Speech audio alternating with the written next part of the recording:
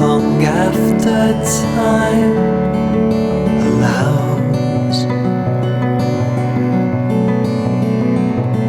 What burden would therein instill so pale a green? The thickness of its skin devours, and burning quickly put the fire out. Buenas tardes, permítanme que comience este acto, esta presentación de este libro, dándoles en primer lugar la bienvenida al autor de la obra, de esta novela tan atrayente solo aunque sea por el título, a Jesús Peral, creo que es la segunda con este sello, Pigmalión, creo que la anterior es del 16, por lo tanto ya es un autor consagrado por lo menos en la editorial. A mi derecha está Basilio Rodríguez Cañadas. Siempre, como suelo decir, en un libro suele haber dos héroes, ¿no? Y uno no sabe cuál es el más importante o el más grande, si el autor o el editor, en este caso, le corresponde a Basilio. Y a mi izquierda está con nosotros Genaro Castro, por todos conocidos, que va a intervenir en la presentación de este libro. Por supuesto, bienvenidos a todos ustedes. Mi nombre es Juan Ramón Romero y Fernández Pacheco y tengo el honor de dirigir el Archivo Histórico Nacional. Permítanme unos minutos simplemente para que les diga dónde están. En primer lugar, esto es una institución más que centenaria. El 28 de marzo pasado cumplimos 153 años y somos creación de esta señora que tengo aquí a mi izquierda, doña Isabel II. Es una reina quizá injustamente tratada, probablemente tenga mucho que ver, como suelo decir, esos hermanos Becker, un poco marquistas en su periodismo de mediados del siglo XIX, incluido Gustavo. Hicieron unas caricaturas poco dignas y realmente poco dignas en relación a lo que esta reina supuso en la historia de España. Es la constructora de la nación liberal española. Y como constructora de la nación española liberal, democrática, una democracia occidental, lo que hizo es crear el archivo histórico para cimentar la historia de esa nación sobre una base documentada, una base documental sólida. Es decir, necesitaba hacer la historia de España, de la nación española, y creó el archivo para recoger el caudal informativo, la documentación que le iba a permitir a los historiadores entonces positivistas, muy influidos por la historiografía francesa, de Marc Locke, etc., le iba a permitir construir el relato de la historia de la nación liberal. Esa es nuestra misión y así fuimos creados. Con los años hemos ido evolucionando y ahora mismo esta institución es el archivo histórico de la Administración General del Estado y de los órganos superiores del Poder Judicial, entiéndase Audiencia Nacional y entiéndase Tribunal Supremo. Esta es la casa en donde están. El geotopo en donde están no tiene tiene tanta importancia casi como la propia institución, sobre todo en relación al evento que tenemos hoy aquí. Están ustedes en los altos del hipódromo, están ustedes en la colina de los Chopos, que diría Juan Ramón Jiménez. Están ustedes en el entorno en donde esa maravillosa generación de la literatura del siglo XX español, esa segunda edad de oro, se creó, se fraguó y se formó. Nuestros documentos, y vuelvo al archivo histórico, aquí conservamos desde el año 696, imagínense, documentación de toda la historia de España. Para que se hagan una idea, esos documentos del año 696, que son visigodos, son de la historia de Europa los documentos más antiguos después de un pequeño documento que tienen los franceses, no todo podía ser perfecto, que tienen los franceses del año 670. Y tenemos documentación, la última que acaba de entrar de Marcelino Camacho, por ponerles un ejemplo. Y como no podía ser de otra manera, y en vez de hablar de todos los fondos documentales que tenemos, vamos a enlazar con el acto de hoy. También somos el archivo de la novela universal y de la novela española. En este Archivo Histórico Nacional se conserva buena parte de esa historia de la literatura española. Y para demostrarlo, si me permiten y me conceden 3 minutos, procedo a leer un documento de estos. Muy poderoso señor, Miguel de Cervantes. Digo que yo he compuesto un libro intitulado El ingenioso hidalgo de la Mancha. del cual hago presentación a vuestra Alteza. Pido y suplico sea servido de darme licencia e privilegio para imprimirlo por 20 años, atento al mucho estado y trabajo que en componer el dicho libro he gastado, y ser de lectura apacible y cariñosa, y de gran ingenio, que en ello recibiré gran bien y merced, y para ello firmo Miguel de Cervantes Saavedra. Estamos, por tanto, en la cuna de la literatura de la novelística universal y por ello es conveniente reconocer este dato en relación al evento que nos tiene hoy reunidos. Se viene a presentar una novela allí donde se conservan los testimonios más ilustres de la novelística española. Y es, por lo tanto, un motivo de satisfacción para esta casa seguir dando la bienvenida y albergando este tipo de acontecimientos. Enhorabuena por tu libro y bienvenido a este emporio. Muchas gracias.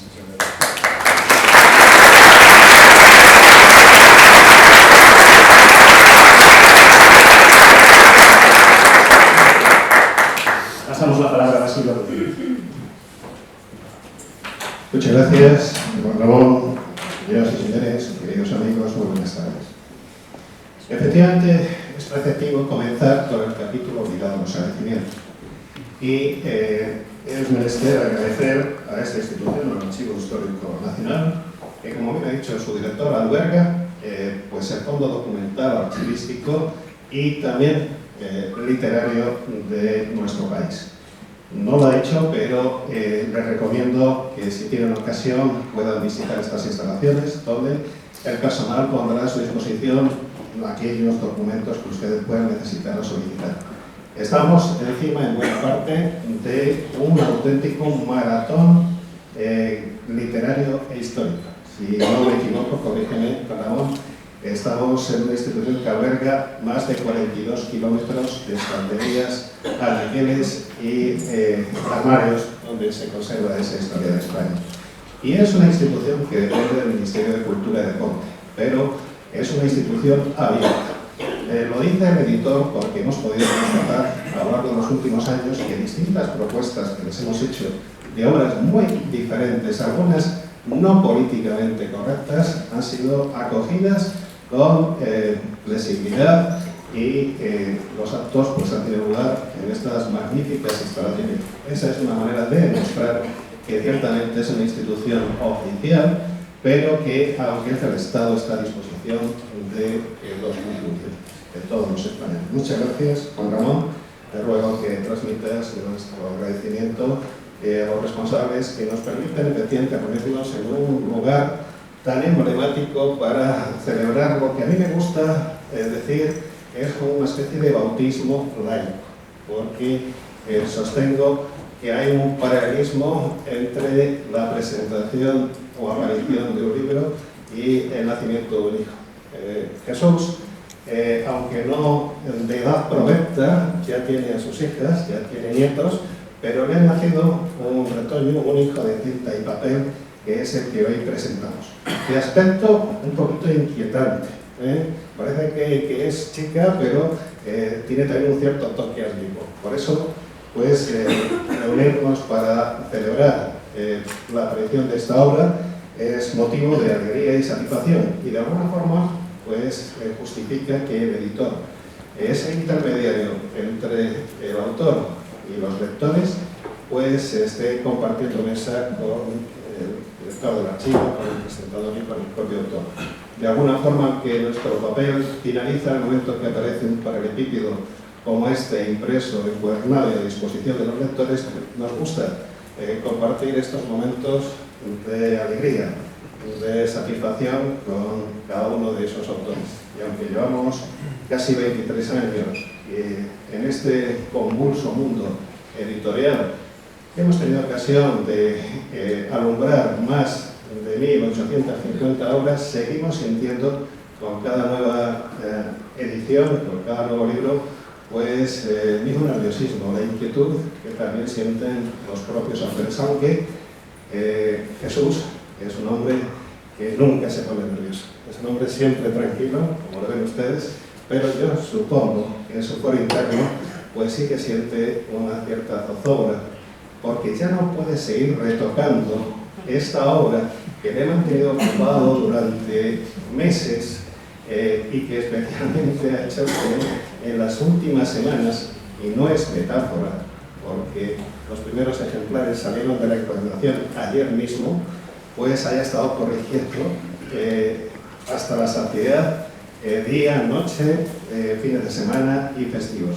Y Vicky podrá corroborarlo porque nos llamaba y nos escribía los sábados, los domingos, por las noches, de tal manera que supongo que era consciente que en el momento que ya aparece impreso un libro, es imposible cambiar el contenido del mismo. Bueno, hasta la segunda edición. Y yo espero que si ustedes que representan a los escritores son realmente un público tan selecto y numeroso, pues estoy convencido que antes de que comience la feria del libro habremos agotado la primera edición. ¿No, Jesús? ¿Tú crees que sí? O más. ¿O más? Sobre todo porque estamos preparando una segunda edición especial con un audiolibro, con una locución de esta obra. Pero como acaba de salir, pues no puede estar en esta primera edición. Además, tendrán ustedes suerte porque es más económica. La segunda edición con la locución será un poquito más onerosa, más cara. Pero estamos ante una obra que merece la pena. Tanto la primera como la segunda edición, ustedes puedan leerla porque, desde mi punto de vista, y aquí hablo en calidad de lector, porque los editores, ante todo, somos o debemos ser lectores, creo que Ojo por Ojo es un retrato fiel de nuestra sociedad. No estoy diciendo que todo lo que acontece sea la norma habitual, pero sí refleja esos entresijos de la política, de la economía, de ciertas instituciones del poder que favorecen la aparición de personajes literarios que son absolutamente reales. Es decir, sí que hemos puesto por ahí en algún sitio que cualquier parecido con la realidad es pues casualidad, pero ya el prologuista, en el caso a quien le agradezco, por cierto, que hiciese un excelente prólogo en un breve lapso de tiempo, le acosamos para que en muy poquitos días pudiese hacer un excelente pórtico, una invitación a la lectura del libro, ya desvela, ya deja entrever que efectivamente en la novela realidad y ficción se confunden como en la vida misma. Porque yo les pregunto, ¿hay algo más irreal que lo que muchas veces acontece ciertamente? Y a veces la ficción incluso está por debajo de esos hechos reales. La novela tiene miga, como dicen en mi tierra, en Extremadura. Es una novela bien trenzada, con personajes construidos de una manera fiel. ¿Fiel a quién? ¿Al modelo o a la imaginación del autor? Eso se lo dejo al prologuista y entrevistador, que después mantendrá una charla con Jesús donde podrán debatir ciertos temas y a lo mejor nos revelan algunas de las claves internas del libro.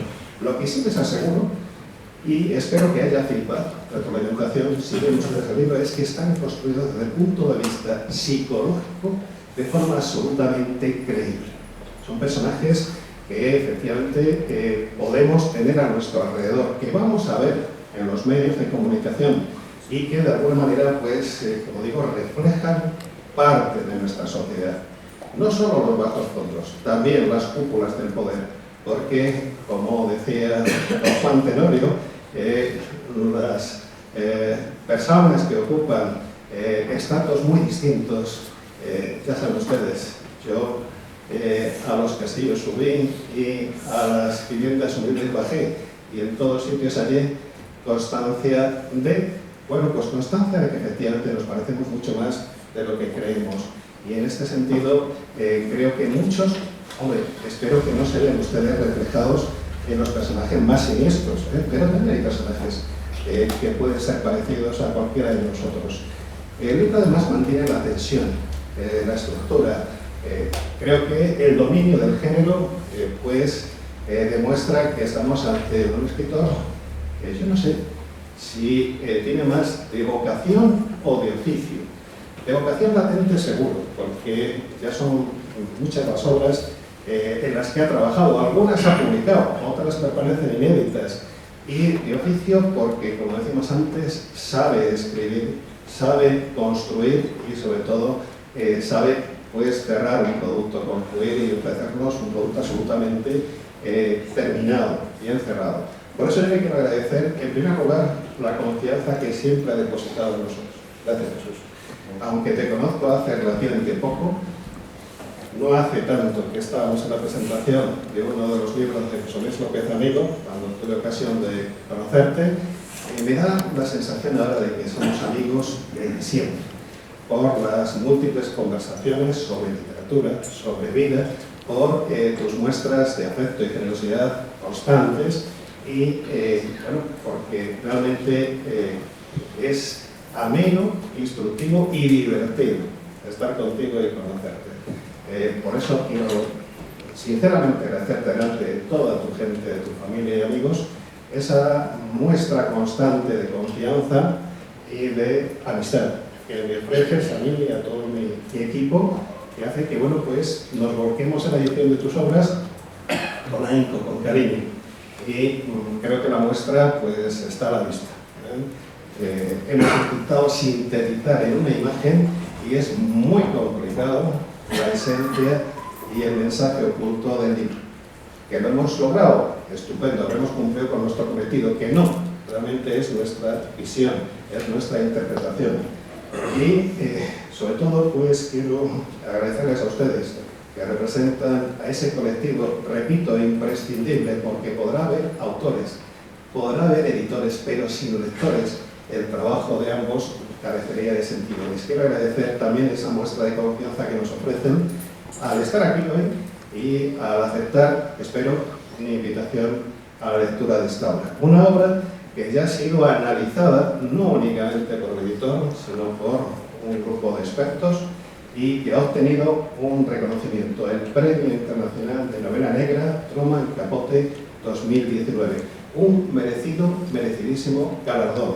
Por eso, pues, espero que esto te sirva de acicate, Jesús, para empezar, para que nos ofrezcas una segunda parte, porque los primeros lectores ya se están preguntando qué ha ocurrido con alguno de esos personajes y porque la actualidad de alguna forma te invita también a que sigas fabulando, creando o reflejando lo que tú creas o veas.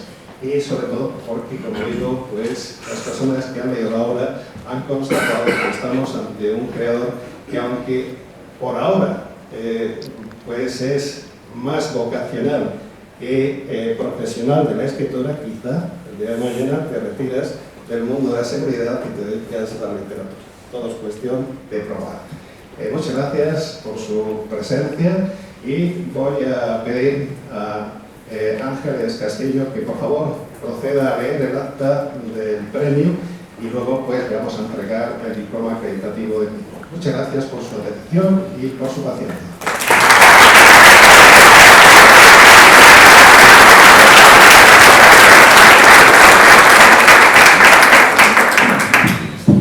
Buenas tardes. El Premio Internacional de Novela Negra Truman Capote 2019.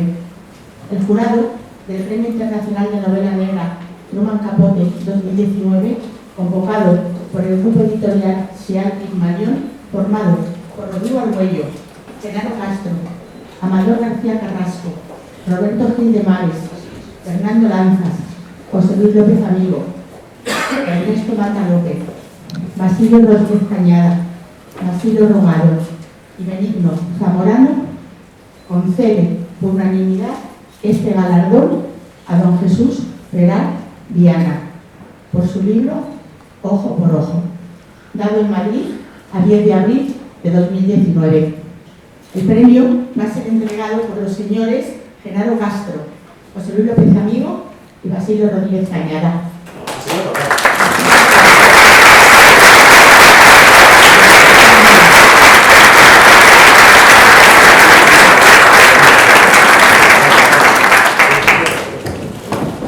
Disculpe, el premio va a ser entregado por el señor Basilio Romero.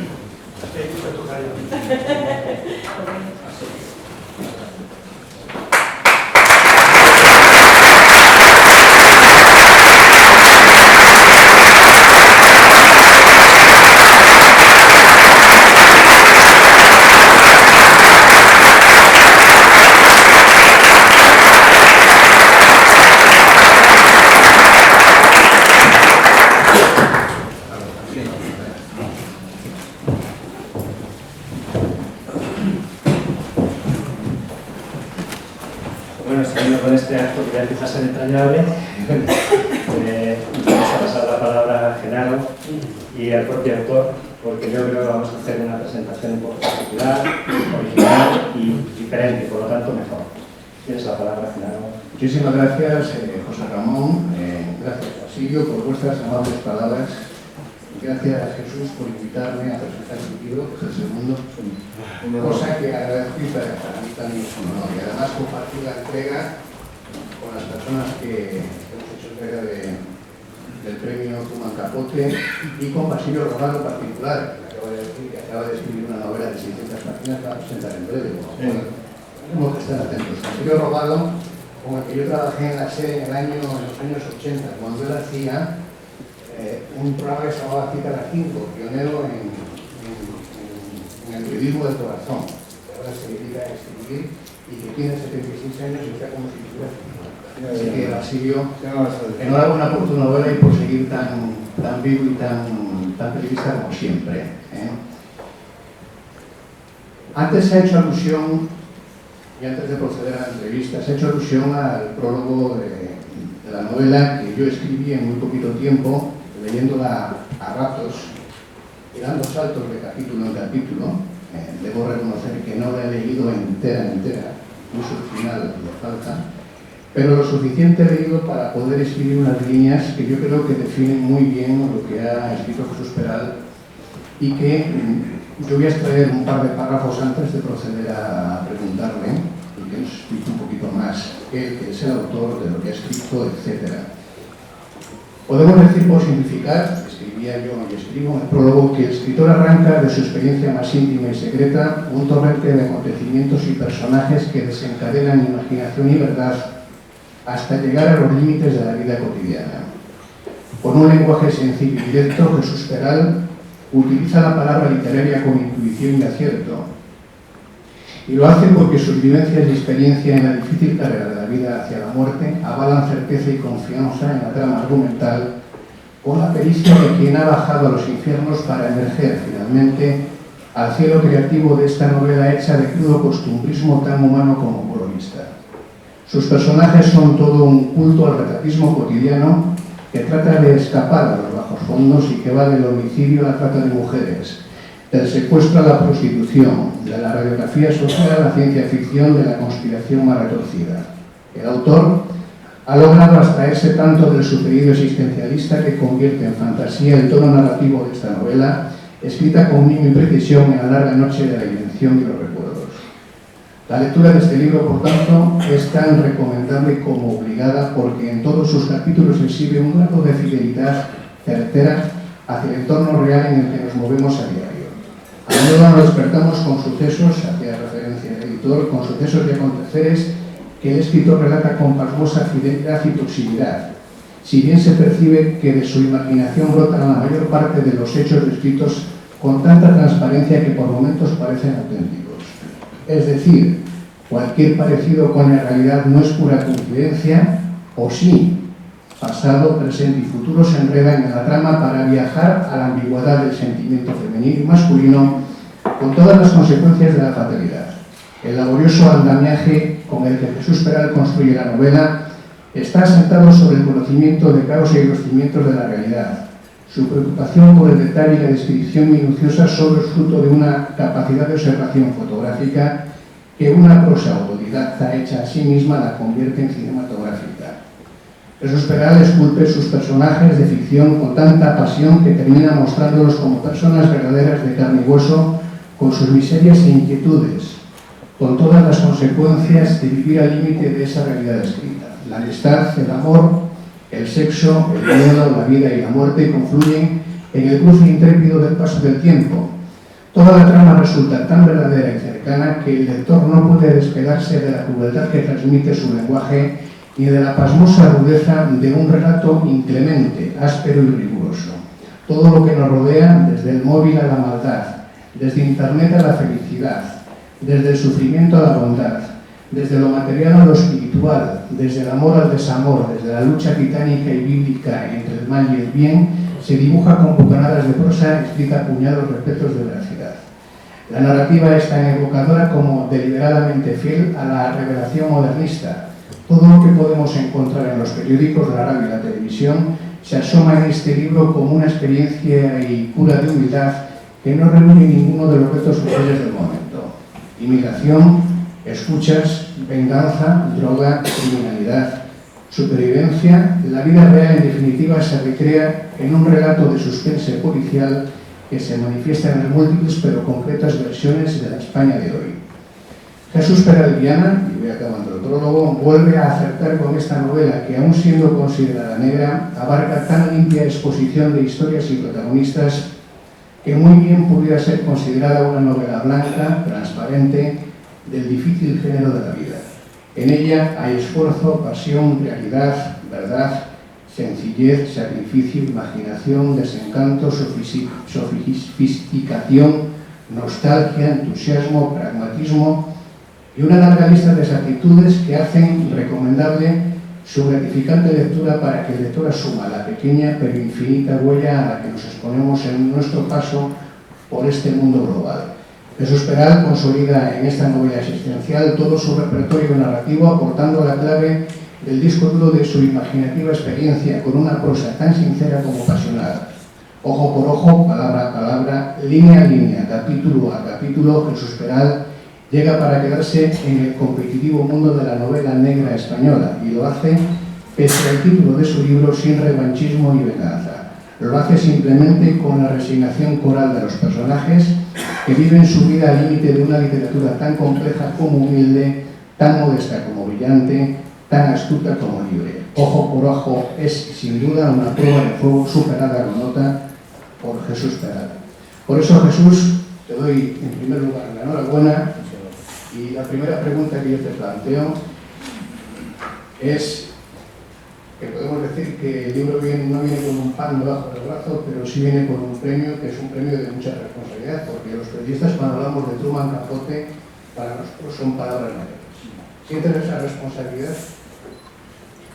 Pues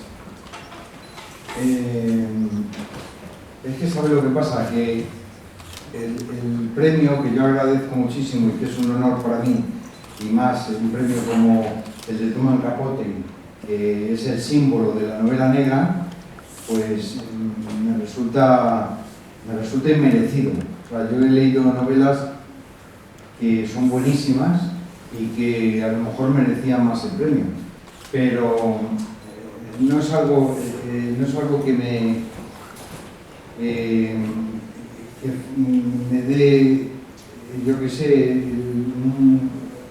una expectativa en cuanto al desarrollo y al resultado de la novela, sino que para mí la novela es, como antes hemos dicho, forma parte de mi vida. O sea, escribir y desarrollar todo aquello, construir las historias y terminar bien, pues me entusiasma tanto que cuando termino la novela ya estoy pensando en la segunda. Entonces, si hay un premio como en este caso, que yo agradezco infinitamente, no es exactamente lo que persigo, sino que lo que persigo es concluir mi novela, quedarme a gusto con ella, contar todo lo que quería contar, y eso es para mí el premio, el verdadero premio.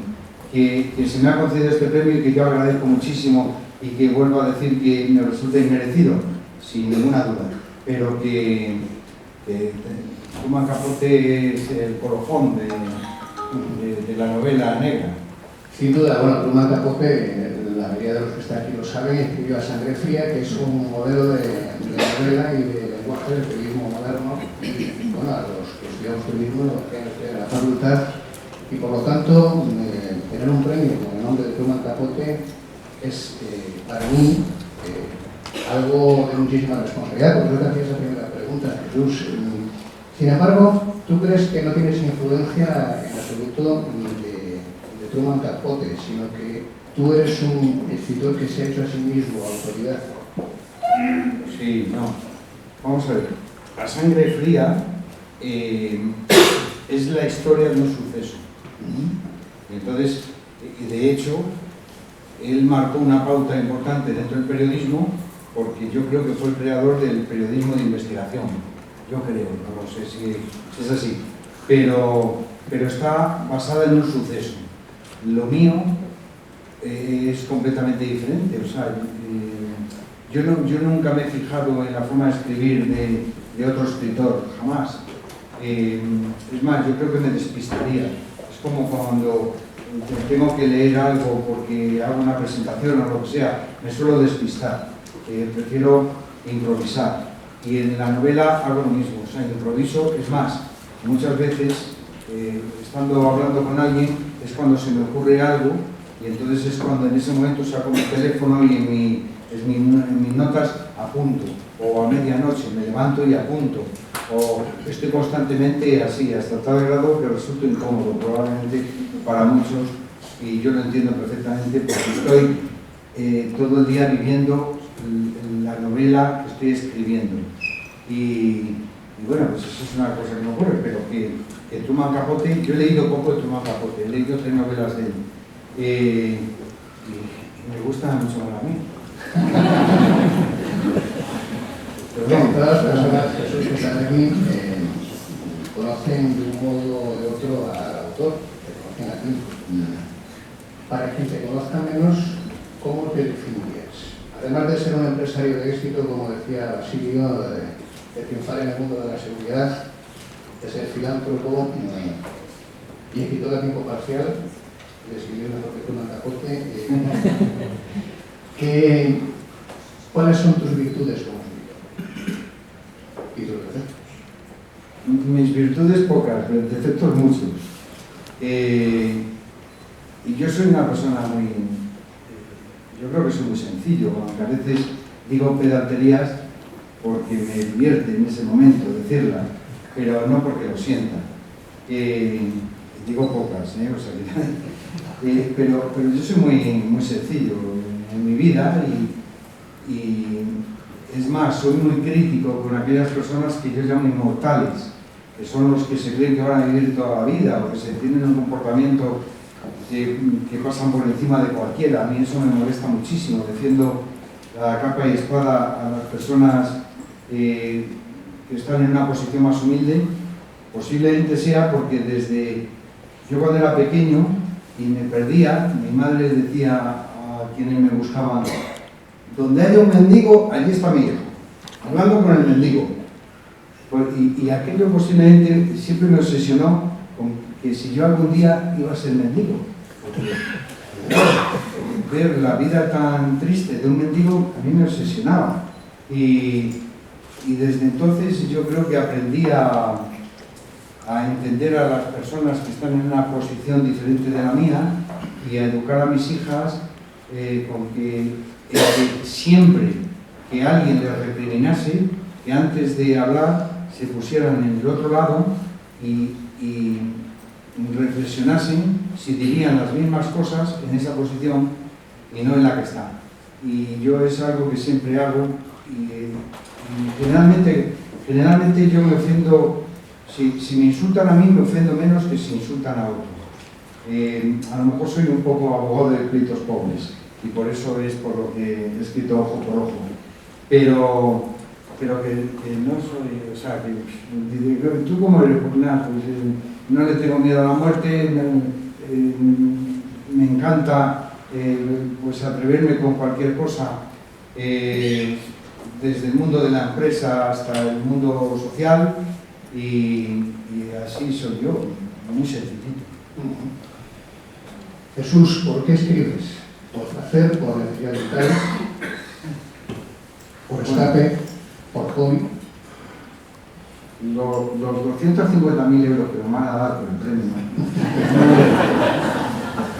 no es lo que no he movido. Y que además los voy a donar a mi banco. Pero no se va al pobre. Al pobre, ¿tú sabes cómo cuido yo a los pobres? O sea, yo tengo un pobre en la Plaza España que me escribe poesías. Ya apenas voy por allí, pero me escribía todos los días una poesía.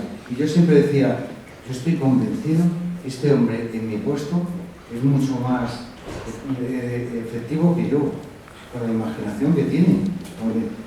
Y no sabía cómo darle una oportunidad, y entonces como no sabía cómo darle una oportunidad, le daba dinero. Pero o le compraba, o a veces disfrutaba llevándole conmigo con gente inmortal, le llevaba conmigo a tomar un café, a desayunar, y el inmortal me miraba y me decía, pero este individuo, ¿quién es? Yo le decía, es mi socio. Y a mí esas cosas me encantan hacerlas. Y bueno, en este caso que me he perdido de la pregunta. Pero, escribo yo creo, porque para mí es una terapia. O sea, yo cuando alguien me enfada, digo, te voy a meter en mi libro. Y le meto y digo cosas para que la gente lo conozca, y se ve la gente que le conoce. Eso me encanta hacerlo. Y de hecho hay personajes en el libro que les ha ocurrido, que van a ser víctimas de su maldad. Pero escribo porque me gusta mucho escribir, y el precio lo paga mi familia. Mi familia es la que no sé, yo no disfruto de ellos como me gustaría porque me pilla escribiendo. Entonces les dedico mis últimos años en la silla de ruedas.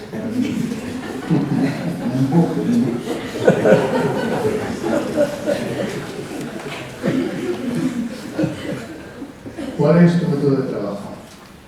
¿Escribes cuánto tiempo al día? ¿Cuánto has tardado en escribir este libro? Pues este libro lo empecé en septiembre, lo terminé 400 páginas. y lo terminé en La semana pasada. Claro, es que pasa una cosa. No, pasa una cosa. Ahora, es que el escritor, después de escribir un libro, necesita un mes de reflexión.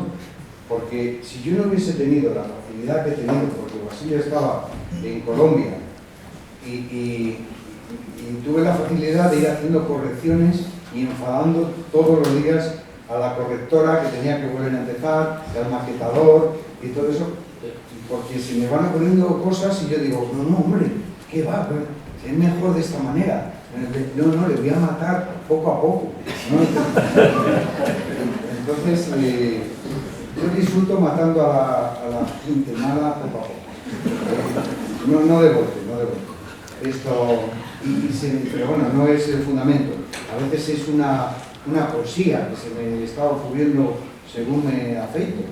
Y le voy dando un ritmo y aquello se convierte en un poema que me gusta y lo empiezo a escribir y entonces llamo por teléfono y digo, Verónica, lo sé, Verónica, lo sé, ¿no?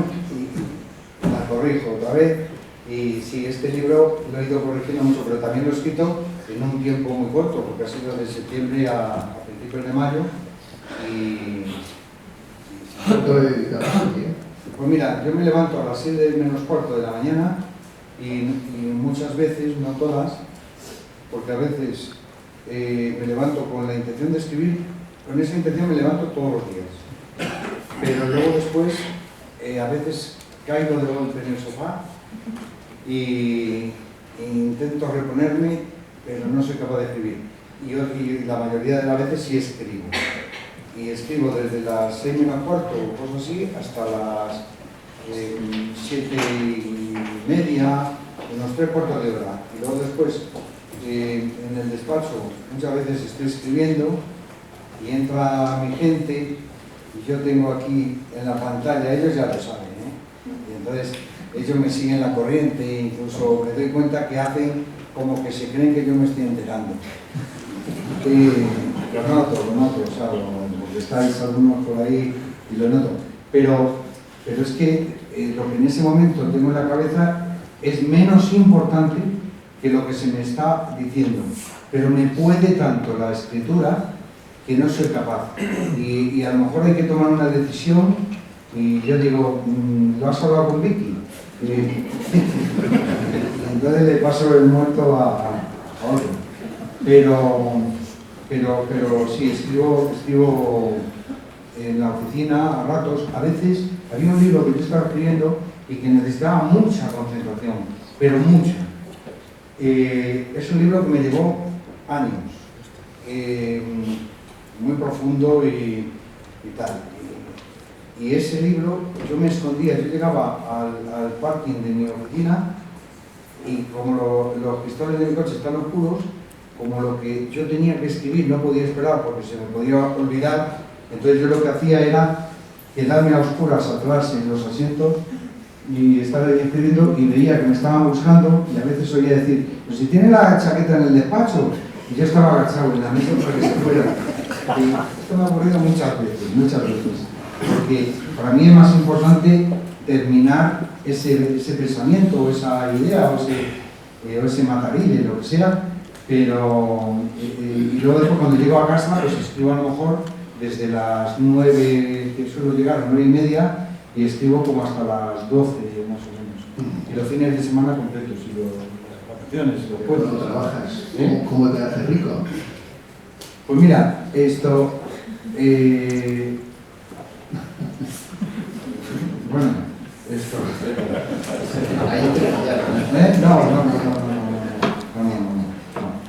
Rico nunca es nadie. No hay nadie rico, yo menos. Pero no hay nadie rico. Porque el que se cree rico es el inmortal que yo digo. Pero ir girando, bueno, pues voy marchando. Por alusiones decía yo en el prólogo, en una parte que no he leído, que Jesús Pérez ha triunfado hasta lograr la libertad de escribir sin tener que rendir más cuentas que a su familia y a su propia conciencia. ¿Me he pasado?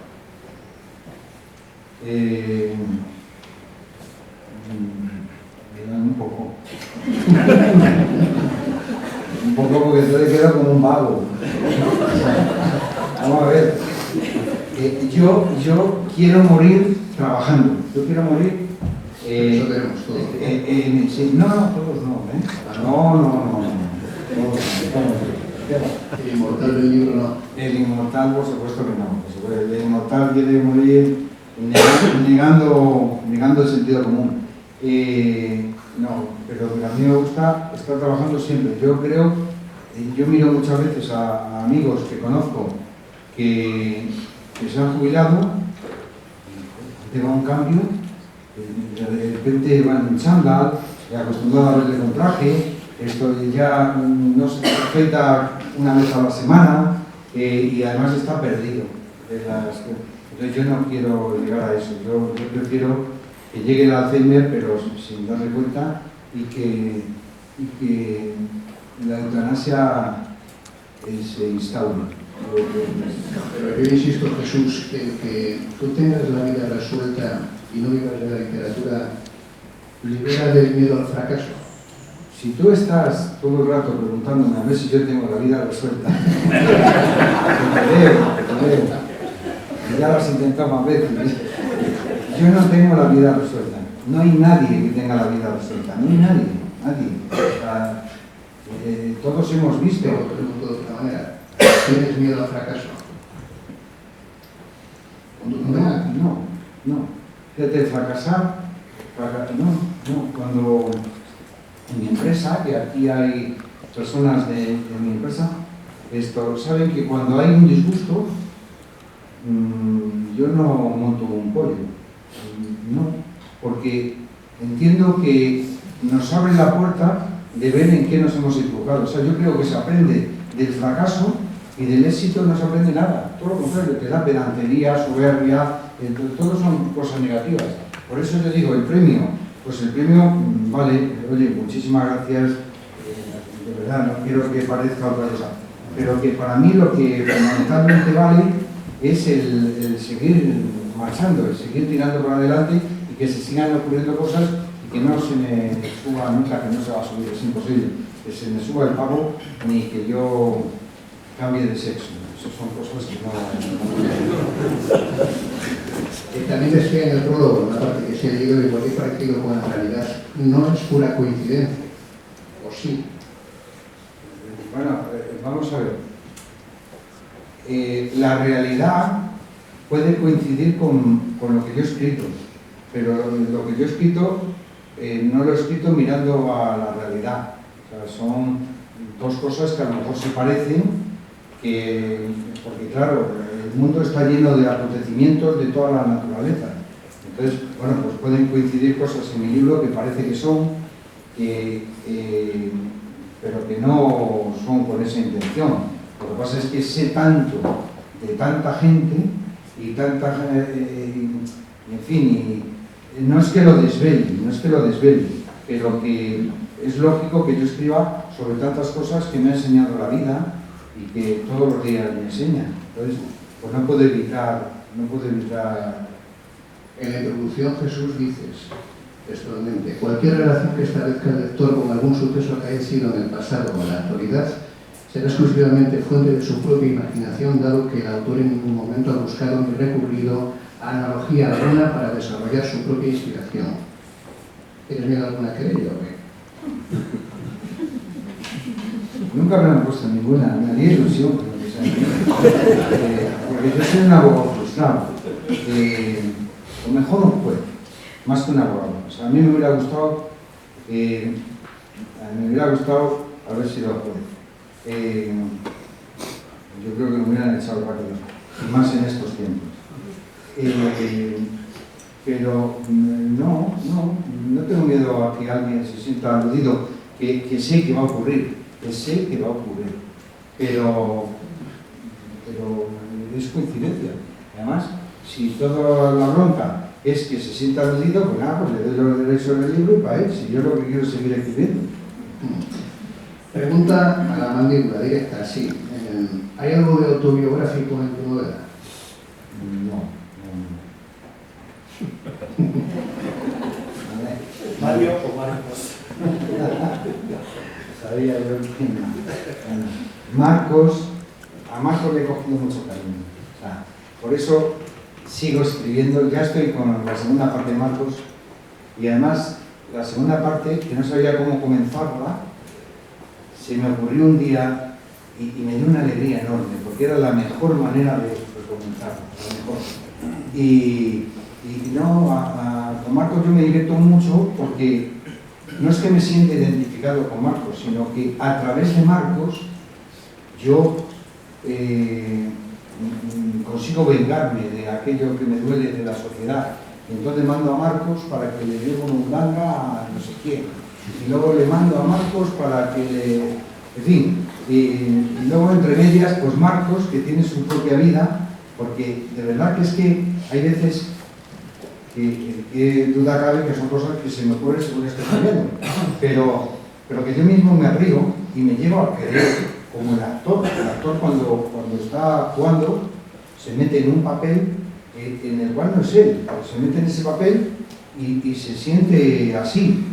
Y a mí me ocurre escribiendo que me meto en el papel de Marcos y entonces empiezo a actuar como Marcos, pero yo no soy Marcos. Marcos es el protagonista principal de la novela junto a Mario. Junto a Mario, sí. ¿Cómo decir? No existen, claro. Sí existen. ¿Sí? No, Mario no ha querido Ahora venir. Marcos, que se levante. Mario no ha querido venir porque al final ha habido un malentendido y lo aclararemos mañana. Pero sí, Marcos existe. Marcos hace cosas que vienen ahí en el libro y que me sirven a mí para haberlas desarrollado y nos reímos mucho. Yo exagero a Marcos, y a Marcos le gustaría hacer las cosas que yo pongo en el libro, pero y existen personajes y algunos de los personajes que vienen en el libro están aquí. Sí. En la novela... Yo no me he detectado. No hay periodista. Tú estás al principio del prólogo. En la novela los personajes tienen mucha autenticidad. Por ejemplo, Sarai es el rol que busca el autor para abordar el abuso a la mujer. Sí, Sarai existe. Sarai existe. Y hoy no ha venido y me hubiera gustado que hubiese venido. Pero no ha venido. Ayer me mandó un mensaje diciendo que iba a hacer todo lo posible para venir. Pero Sarai existe porque como Sarai hay muchas personas que son víctimas del abuso. Sarai es una persona inocente en el libro que la engaña, se autoengaña con un cardenal.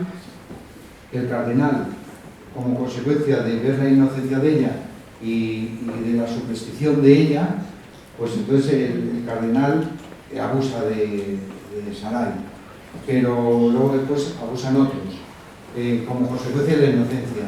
La inocencia es... están los piececitos. La inocencia... Sí. Por otro tipo no se puede saber así. Y todo lo de otro... Pues también. Porque luego le he hecho una sonrisa al padre. Pero sí, Sarai es víctima, como muchas mujeres son víctimas de abuso. Y luego después pues salen adelante y en fin, esto, porque la inocencia es muy bonita. A mí me gustaría tener la inocencia de la juventud, donde a veces yo veo a una persona joven que me presenta a su novia y yo veo a la madre al lado y yo digo, no se habrá dado cuenta que se va a quedar como la madre. Pero claro, eso nos ocurre con el paso de los años, a lo mejor es la inocencia, porque si no, había mucha gente que no tiene oportunidad de casarse. Catalina, Hay y Rosina, como otros personajes del libro, son víctimas del tráfico de seres humanos, en este caso el tráfico de mujeres. ¿Considera esto un problema social invisible que está más cerca de lo que tenemos en el cotidiano? Sí, porque en esta sociedad en la que vivimos pasa de todo, ocurre de todo, entonces todo es posible, las cosas más infames. Nosotros vemos el sufrimiento de gente o gente que martiriza a otra y decimos, pero ¿cómo puede alguien llegar a martirizar de esta manera, hacer estas cosas? En la sociedad pasa de todo, absolutamente de todo. Entonces, pues sin existe está aquí y ninguna se llama como en el libro viene. No lo sabemos.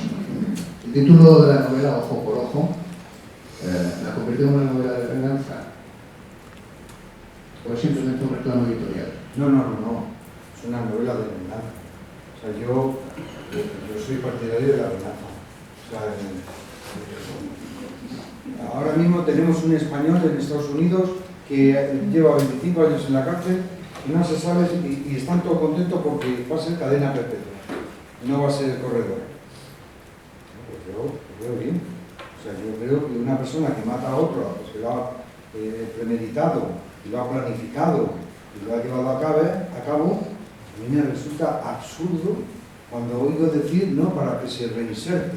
20 años, pero vamos a ver. O sea, si a mí me preguntan y yo diría, no, hombre, puede salir cuando resucite el que mató. Puede salir. Mientras tanto, tiene que estar encerrado, que ya bastante. Pero un violador que mata y que viola y luego mata y a los 20 años sale.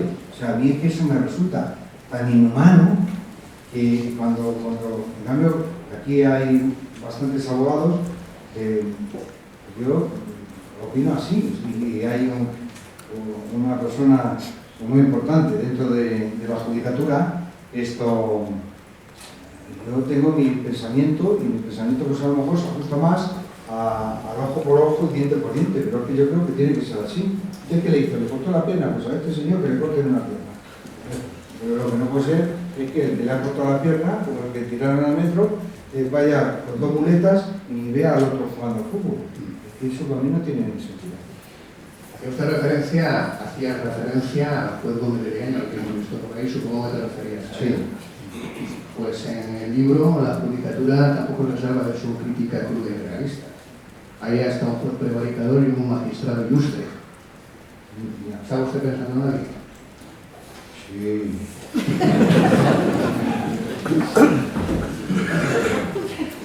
Javier ha sido de los mejores jueces que ha habido en este país. De eso no tengo ninguna duda. Y ahora es de los mejores abogados que hay en este país. Pero una vez en el despacho de Javier, yo dije una cosa que le pareció una barbaridad.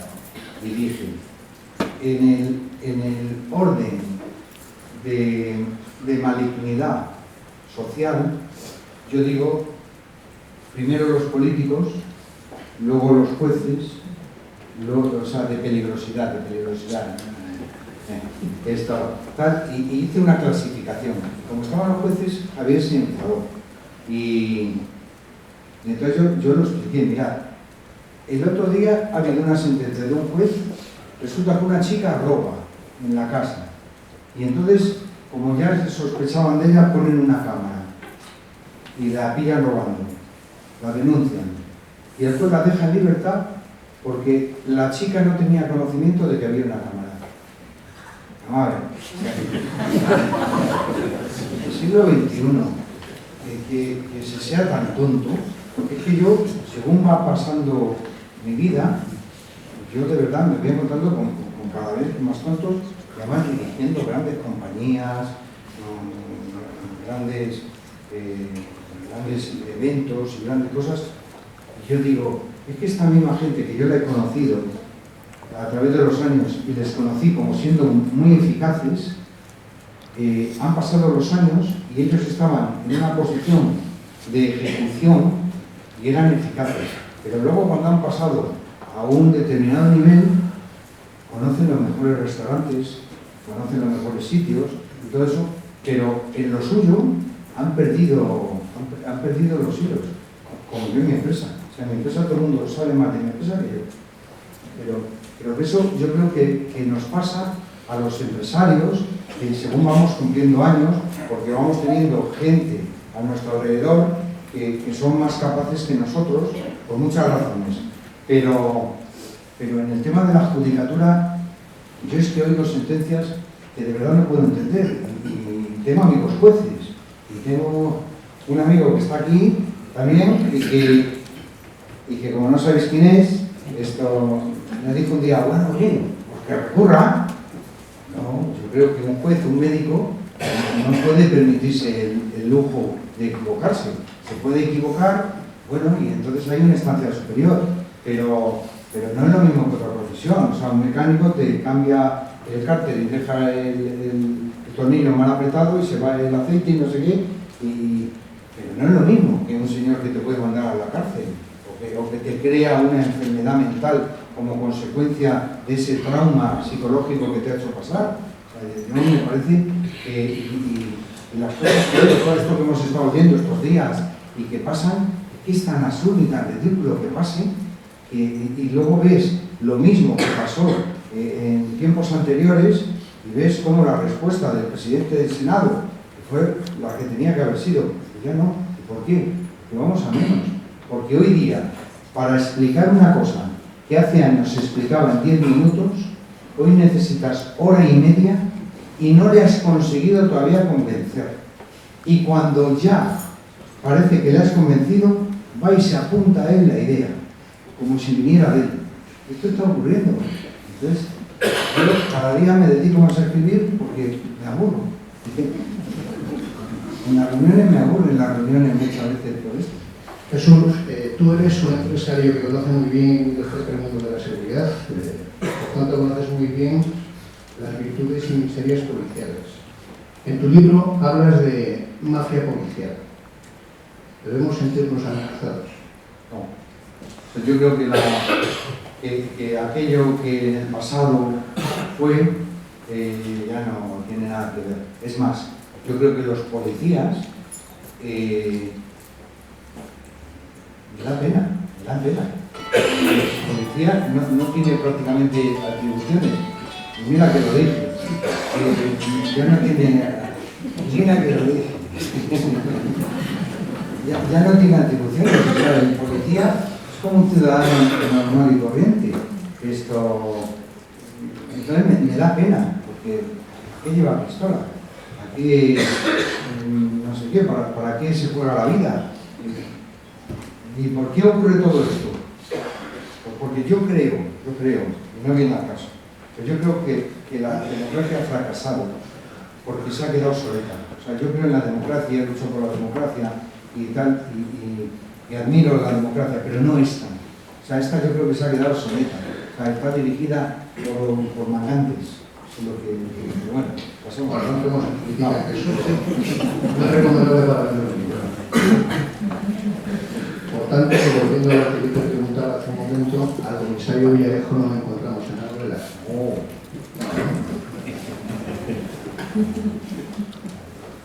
Puede parecer.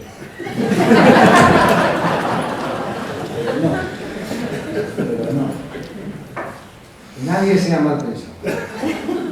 En serio y de colada. Puede parecer. Pero no. Sigue. No. Domínguez, que bien, puede parecer, pero no. Tenemos que leer el libro y ya está, y cerrarlo y leer el segundo. Puede parecer, pero no. Esta es a ver si me mete en la querella. Está ahí dándole. El sexo está en esta novela y no es tabú. Lo que pasa es que tú lo disfrazas de pícaro erotismo. ¿Por qué? Porque, Es menos traumático. no, porque el sexo es que es muy gracioso. Esto, El sexo. sí.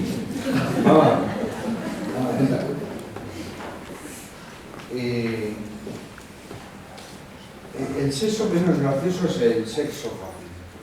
O sea, el que... Eso. Y mis nietos,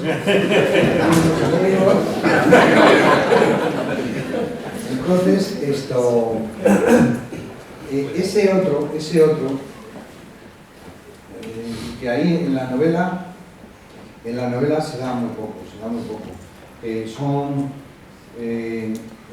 momentos que tiene Marcos de resetearse, y entonces de vez en cuando hace una travesura de esas, pero no es lo que a él le gusta. Lo que a él le gusta es pues esa otra manera íntima de relacionarse, donde dice cosas que son muy graciosas y lo convierte en un poema. Yo, el sexo crudo, leído, a mí, no sé, no me gusta. Ni me gusta que lea esa novela mi mujer, ni nada de eso, no sé. No, porque a lo mejor dice algo muy ocurrente y que es mejor que lo que yo hago.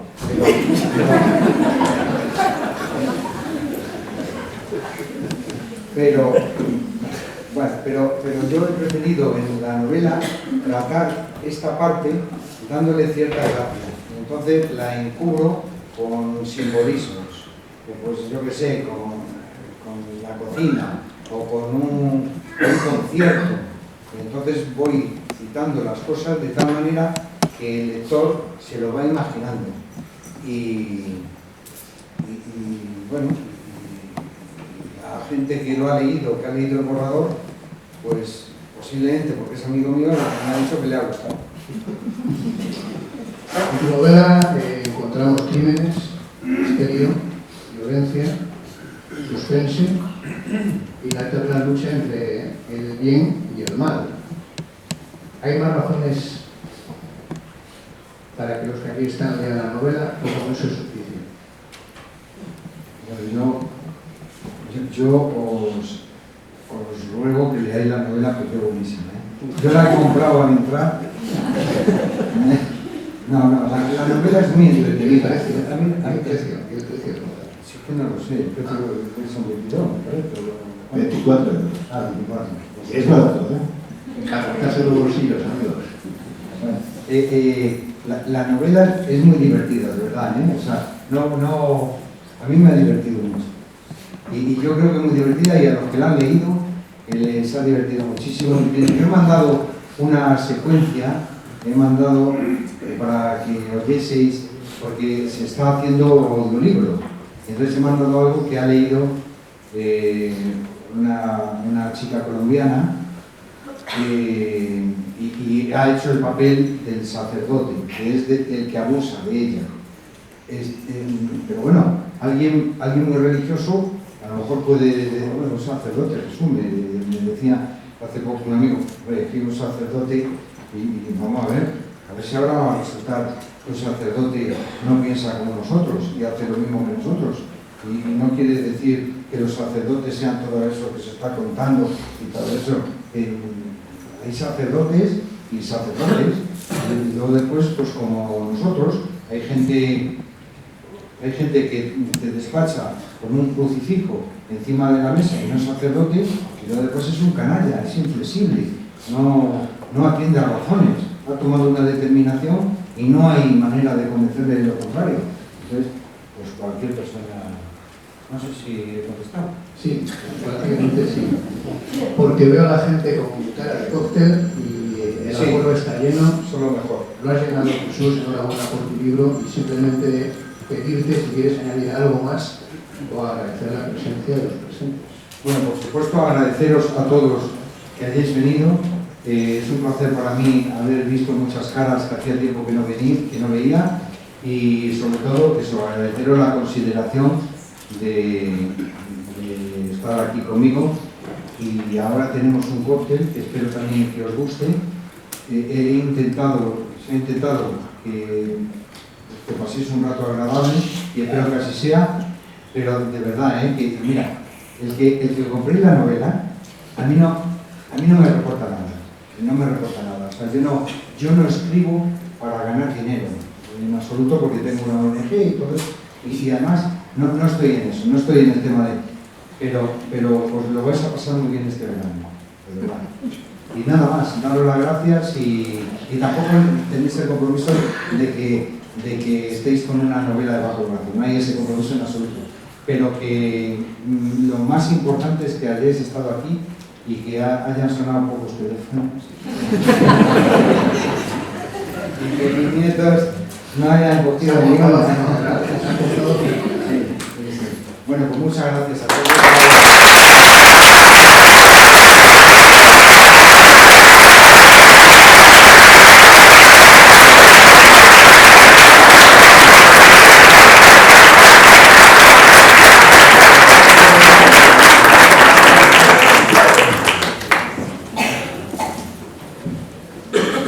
Con el permiso del género de Juan Ramón, me gustaría resaltar, creo que ha sido muy oportuno, de hecho, que llevas ese documento.